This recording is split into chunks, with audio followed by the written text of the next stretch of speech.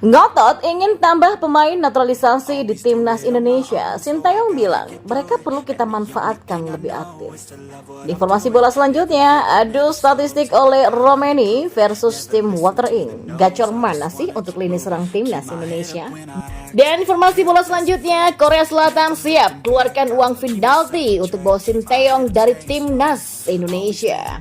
Berikut kami akan coba rangkum berita terbaru dan terhangat seputar timnas Indonesia. Simak kabar selengkapnya di kanal Berita Bola hanya untuk Anda.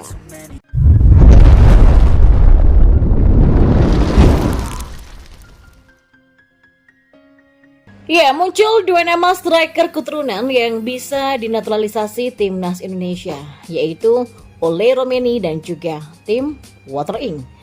Lini serang timnas Indonesia menjadi sorotan karena dinilai kurang tajam.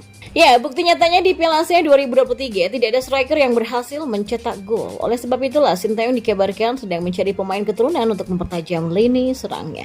Muncul beberapa nama pemain keturunan yang bisa dinaturalisasi. Mereka adalah Ole Romeni dan juga Tim Watering. Lantas, bagaimana statistik kedua pemain tersebut? Yang pertama, Ole Romeni.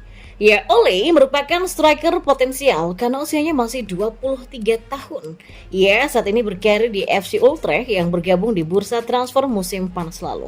Di FC Utrecht, Ole Romeni masih belum menembus tim utama secara reguler. Nyatanya ia baru bermain 13 pertandingan dengan sumbangan 1 gol saja. Namun potensinya terlihat di musim sebelumnya karena sukses mengantongi 2 digit gol. Dan ketika bermain bersama FC Emmen, Ole Romeni telah mencetak 11 gol dari 33 pertandingan. Jika melihat total karirnya, striker berusia 23 tahun ini sudah mengoleksi 39 gol dari 177 pertandingan. Selain itu, Ole Romeni bukan striker egois karena membukukan 15 assist. Jika dibandingkan dengan tim Watering, maka koleksi gol Ole Romeni terlihat lebih sedikit. Tim Watering sendiri merupakan striker yang lebih tua karena saat ini usianya 26 tahun. Catatan golnya selama berkarir juga terhitung banyak sebab ia sudah mengoleksi 75 gol dari 176 pertandingan. Meski begitu, asisnya lebih sedikit dari Ole Romeni yakni 9. Ini membuktikan jika tim Watering lebih bertipe target man, terlebih punya poster jangkung. Ya, meski begitu tim Watering juga berkompetisi di Liga Kasta Bawah. Saat ini ia berseragam di Trevors yang bermain di kasta ketiga Liga Belanda. Dan jika dibandingkan dengan Ole, dirinya juga sudah bermain di kasta tertinggi Liga Belanda. Jadi secara kualitas, Ole terbilang lebih baik karena tampil di turnamen tertinggi Belanda meski catatan golnya terpaut jauh oleh tim Watering. Penyerang FC Noah Ilyas Al-Haf. Dia juga dirumorkan masuk dalam daftar pilihan pemain naturalisasi terbaru timnas Indonesia. Ilyas Al-Haf, pemain ini bisa menjadi salah satu opsi bagi pelatih Sintayong untuk memperkuat lini serang timnas Indonesia. Pemain 26 tahun ini punya keturunan darah Indonesia dari sang nenek yang berasal dari Surakarta. Sintayong dilaporkan tengah mencari penyerang baru untuk memperkuat timnas Indonesia. Kabarnya, sang pelatih asal Korsel ini akan belusukan ke Eropa untuk mencari pemain yang punya darah Indonesia dan juga bisa dinaturalisasi. Beberapa nama kemudian mencuat sebagai opsi untuk dilihat Sintayong. Salah satunya adalah Ilyas Al-Haf yang kini bermain untuk klub Armenia, yakni FC Noah. Ya, pada musim 2021-2022, Al-Haf mencetak 8 gol dari 28 laga di RC Divisi. Dan musim berikutnya Al-Haf memainkan 27 laga dan membawa Almere City promosi ke Eredivisie lewat jalur playoff. Dan ketika merayakan kesuksesan itu, Al-Haf mengibarkan bendera Indonesia. Al-Haf punya darah Indonesia dari garis ibunya.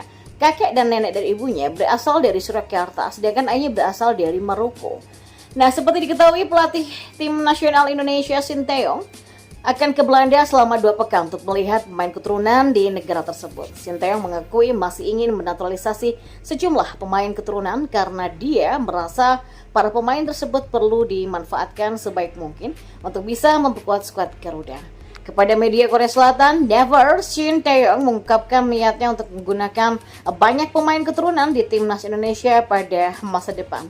Karenanya juru taktik yang akrab disapa Sintayong ini berencana untuk segera melakukan perjalanan ke Belanda dan tinggal di sana selama 2 pekan.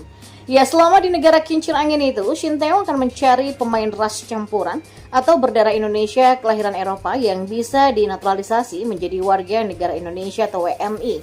Nantinya mereka diproyeksikan untuk memperkuat timnas Indonesia. Lebih lanjut, Shin Tae-yong menyatakan akan terus mempersolid skuad timnas Indonesia lewat program naturalisasi untuk masa depan. Kali ini, calon pemain naturalisasi timnas Indonesia yang dipantau di Belanda ini merupakan para pemain muda. Untuk itulah, Shin Tae-yong menegaskan bahwa para pemain berdarah Indonesia itu harus dimanfaatkan oleh pihaknya ataupun PSSI untuk lebih aktif lagi. Sebab kehadiran mereka diyakini dapat meningkatkan kualitas permainan skuad Garuda di masa depan. Dan dalam waktu dekat, timnas Indonesia yang dipimpin oleh Shin Tae-yong dijadwalkan memainkan 2 laga kandang dan juga tandang melawan Filipina pada babak kedua kualifikasi Piala Dunia 2026 zona Asia. Ya, bicara soal Shin Tae-yong, kursi pelatih timnas Korsel saat ini memang sedang kosong usai Konfederasi Sepak Bola Korea Selatan melepas Jurgen Klinsmann. Klinsmann harus angkat kaki setelah Korea Selatan gagal melaju ke babak final usai ditumbangkan Yordania dengan skor 0-2 pada Piala Asia kemarin. Beberapa kandidat nama pelatih pun muncul ke permukaan untuk menukangi Korea Selatan. Salah satunya adalah pelatih timnas Indonesia, Shin Tae-yong. Shin Tae-yong dinilai layak kembali menjadi pelatih Korea Selatan sebab dia pernah menjadi pelatih Korsel di Piala Dunia 2018 silam. Meski begitu, KFA masih belum bisa membawa Shin Tae-yong untuk menjadi pelatih Korea Selatan. Sebab Shin Tae-yong masih punya durasi kontrak bersama PSSI sampai Juni 2024. Ya, PSSI masih meminta Shin Tae-yong untuk memimpin timnas U23 Indonesia yang akan tampil di Piala Asia U23 2024. Turnamen yang digelar di Qatar ini akan dimulai pada 15 April sampai 3 Mei 2024. PSSI dan Shin Tae-yong sepakat untuk membuat timnas U23 Indonesia melaju ke babak 8 besar Piala Asia U23 2024.